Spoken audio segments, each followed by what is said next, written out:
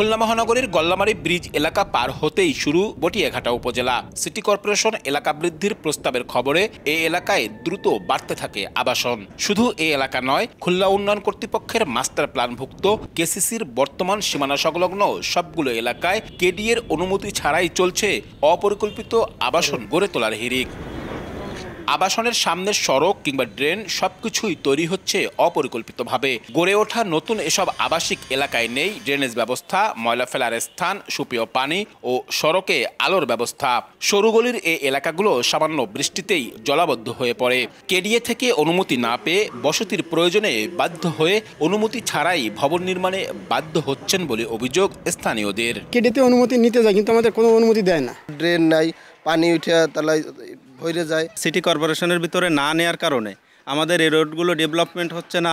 Road line নাই, road line থেকে আমরা বঞ্চিত হচ্ছি। কোটি কোটি টাকা খরচ করে যদি কেউ বাড়ি করে, পরবর্তীতে যদি এটা কেডিএ প্ল্যান যদি অন্তর্ভুক্ত না হয়, তাহলে তো এই বাড়ি পরবর্তীতে ভেঙে দেওয়ার একটা সম্ভাবনা থাকে।